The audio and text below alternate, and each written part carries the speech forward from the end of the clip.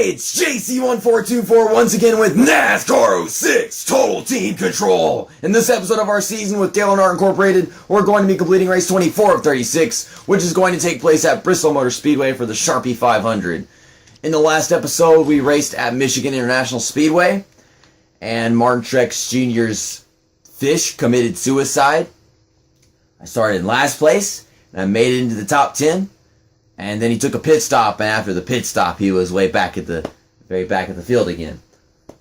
Because realistic Martin Truex Jr. pit crew attacks once again. And now Tony Stewart's our new points leader. Michael Waltrip moved from 6th to 5th after that race, so I guess that's the only good thing to come out from that one.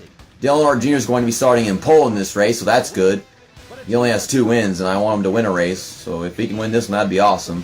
Michael Waltrip is going to be starting 13th.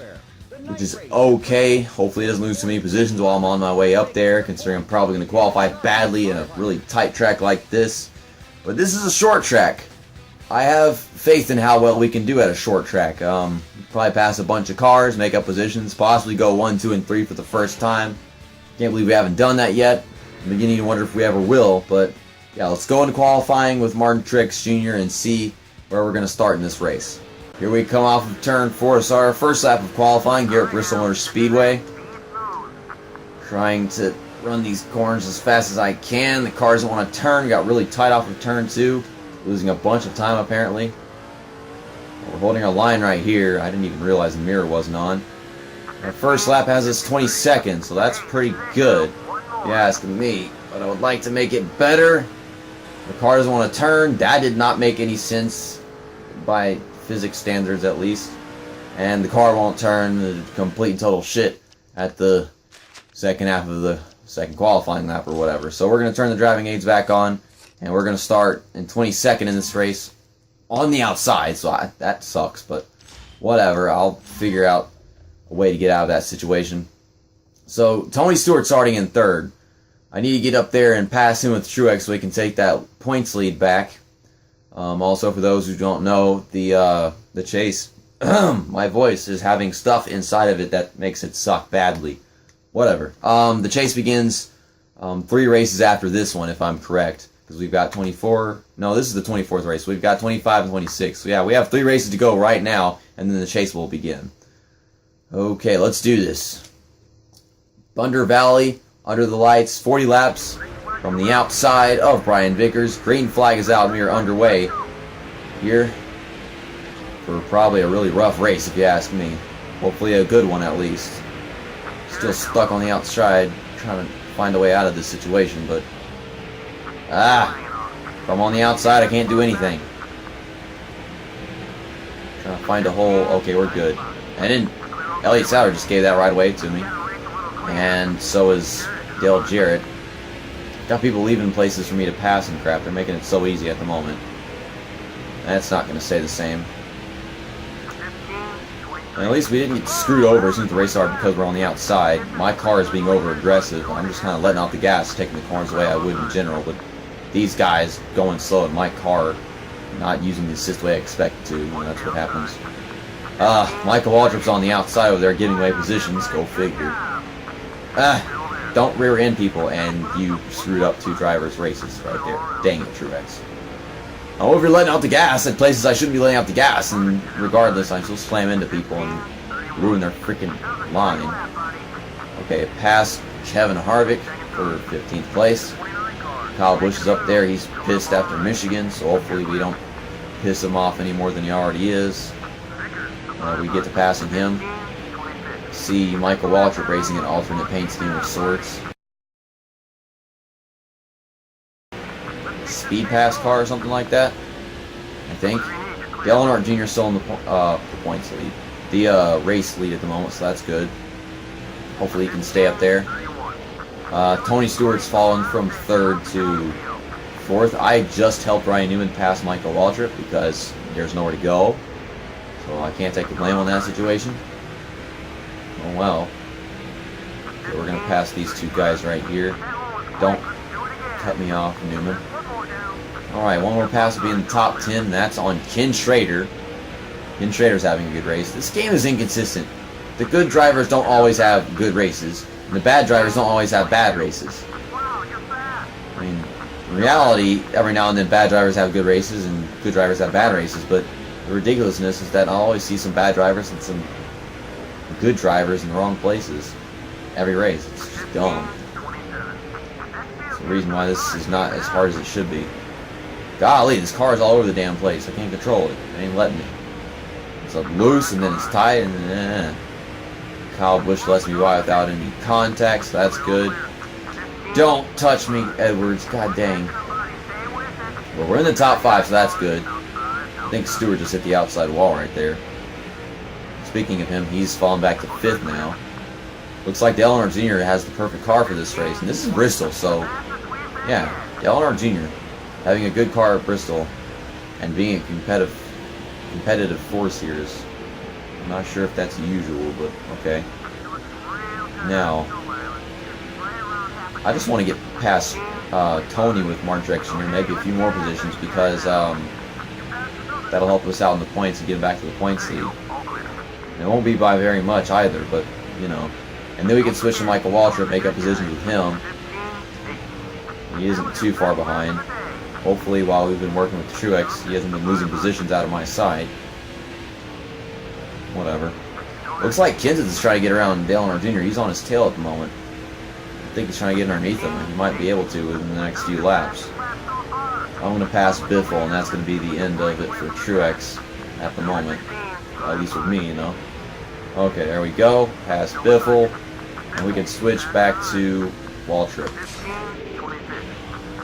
Okay, Waltrip is in 12th. Big gap between him and Kevin Harvick, but that is good. I am satisfied with how well he's been doing at the moment. We just need to get going. I need to keep my eye on that map and see whenever Kenseth gets around Dale. I'm willing to bet he's going to do it soon.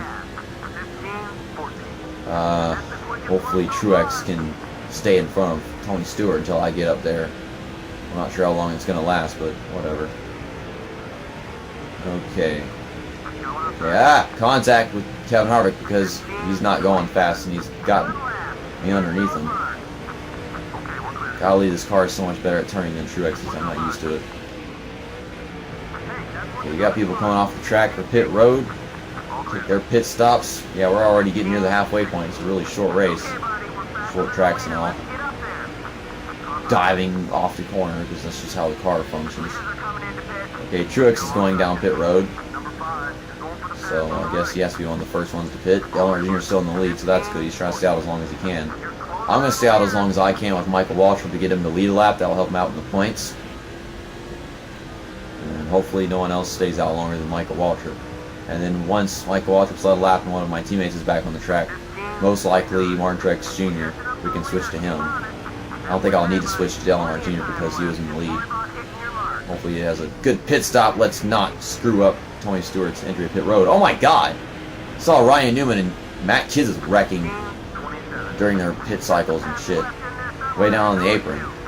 I saw it at the corner of my eye at the last second. I don't know what that was or what happened there, but while I was trying to avoid Tony Stewart, I noticed it sparking and crashing into each other and stuff.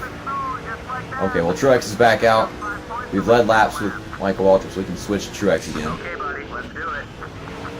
And he's a lap behind. He's hitting the wall because this game's dumb. But yeah, pretty soon Truex is going to be back where he was a while ago. Dale Earnhardt Jr. lost like 4 positions during his pit stop. We're still going to be out in front of Tony Stewart. Hopefully, yeah, as will Dale Earnhardt Jr. Never mind, Tony Stewart came up underneath Dale Earnhardt Jr. at that last moment. Dang it. So our leader is, of course, Michael Waltrip, but theoretically it's probably Greg Biffle. Oh my god, this freaking stadium is huge and packed. After all of that, Michael Waltrip is going to get back onto the track. Looks like in 6th or 7th place. I'm not sure at the moment. Now, I really don't need Truex making any more positions than this. We need to move over to Dale Earnhardt Jr. so we can get him to victory lane. It's, at least if we have time for that. Okay, he's behind Tony Stewart. We put more cars between Martin Truex Jr. and Tony Stewart, get him more points. Possibly make his points lead return actually a thing. Matt Kenseth is now trying to get around Truex. He never got around Dale. Don't hit my favorite driver, Dale Earnhardt Jr., you stupid ding dong. Stop turning off my mirror, you dumb game. Am I close enough to rattle his cage? Maybe. I don't know if this is working. If he's my ally, does it not work? Yeah, this is not doing anything, and I don't know why. It's making it harder for me to drive, that's one thing for sure, and I don't even know why. I'm gaining on him. Okay, there we go, he's getting loose.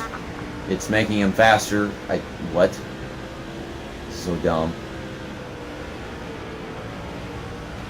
Whatever. I'm trying to do things. This game don't work the way it's supposed to because whatever. Okay. We got more cars between Martin Truex Jr. and Tony Stewart. That's good. Now I just want to get Dale past Truex. Thank you, Truex, for letting me underneath you. Please give me room. Thank you. Got lap traffic to worry about. I don't know where Waltrip is. Waltrip is in like 10th right now from the looks of it. Of course, I don't know how many lap cars are in between all this. Dang it, man. Dang it. Okay, come on. Why? Why did that have to happen? I have no clue. Okay. We've got enough time to pass Biffle. We know we can make that happen, but I don't know if we can go back to Michael Waltrip or whatever. I would like to do donuts with Earnhardt Jr. at some point during the season. I don't think we've done that before, have we? We did some with Truex and we did some with Waltrip, but not Dale. Gotta happen eventually, right? Okay, we're underneath Biffle now. I'm gonna use him as a pick with this fantasy car right here. Alright then. Got some time to make up some positions with Waltrip, who is still in the top 10. I think we make up 2 positions with him right. My voice is going away. 2 positions with him right here on Edwards and Kurt Busch. Looks possible. Got the car to do it. Diving off of turn 4, trying not to hit Edwards. And we do anyways. Crap. This feature is not working worth the crap. Dang it. But regardless, okay, that was not necessary. Get off of him, car. Stupid blue car. God dang. Okay, I'm ready to switch back to Dale Earnhardt Jr. so we can do some victory celebration of sorts. I'd like to pass Jimmy Johnson, but he's way over there, out of sight. Okay, here we come. Now, last lap of the race. I'm going to switch to Dale right here. And we're going to win this race. Do some donuts with Dale Earnhardt Jr. For a second I thought Greg Biffle was inside of that fantasy car, but whatever. And Dale's getting rather low on field, but nothing to worry about. And here at Bristol Motor Speedway, Dale Earnhardt Jr. gets his 3rd win of the season. Let's do some donuts. And Michael Waltrip finished in 7th, and from the looks of it, Martin Truex Jr. finished in 3rd. I don't think it said 2nd, but let's do these donuts. Dale nuts. Dale nuts. Dale nuts. What else are you gonna call them? Tennessee nuts. Tennessee nuts? Tennessee nuts. No. Dale nuts! Dale Earnhardt Jr. started on pole and finished in 1st place. He would have not done that if I hadn't switched to him after pit stops and everything to get him back up there. He also led the most laps in this race, leading 25 laps, so it's a lot of points for him. He's definitely at least back in 2nd place, if not in 1st after that great performance. I think there was a little too much space between him and Truex, though. Greg Biffle started in 4th and finished in 2nd. He took the win away from him with Junior. He led 11 laps in this race, so he got some points for that. Martin Truex Jr. started in 22nd and finished in 3rd. He never led any laps, though, so that's not going to help out his case. But he did finish 2 positions in front of Tony Stewart, so maybe Martin Truex Jr. might be in the points lead again. If not, he'll be right behind Tony Stewart. I'm not sure just yet. And Matt Kenseth started 5th and finished in 4th. Tony Stewart started 3rd and finished in 5th. And these guys both led laps. Tony Stewart led laps, so yeah, there's no way Martin Truex Jr.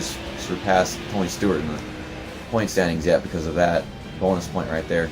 But Jimmy Johnson started 9th and finished in 6th. Michael Waltrip started 13th and finished in 7th. He led 2 laps, so he got bonus points for that, so that's really good. Hopefully he's at least into 4th now. We got Kyle Busch, I think. And Kurt Busch was... No, that had to be Kurt Busch right there.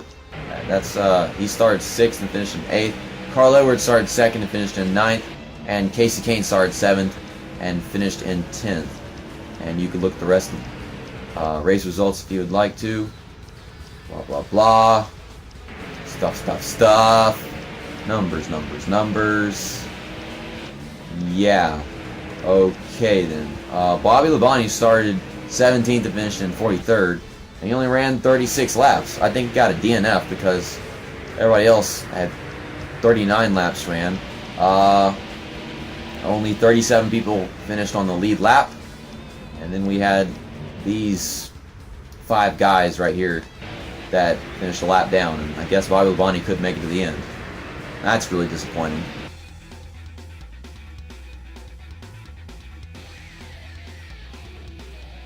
As I assume, Tony Stewart's still in front of Martin Truex Jr., still our points leader. 11 points back is Truex. Dale Earnhardt Jr. is in 3rd, 52 back. Greg Biffle is in 4th, 100 points back. And Michael Waltrip is in 5th, 137 points back. So, yeah, we technically didn't make any progress in this race. Points-wise, yes, but position-wise, no. Gosh, this takes a while, these freaking huge points gaps. I would like to have 1, 2, and 3 before the chase begins. You know, that's a challenge. But, gosh, this slump that we were having the past few weeks is really difficult to get out of. I don't know how it managed to start happening. I guess I hit a rough spot on the tracks. Carl Edwards is in 6th, 221 points back. Jeff Gordon is in 7th, 268 points back. Kurt Busch is in 8th, 283 points back. Jimmy Johnson is in 9th, 415 points back. Oh, my God, this gap right here.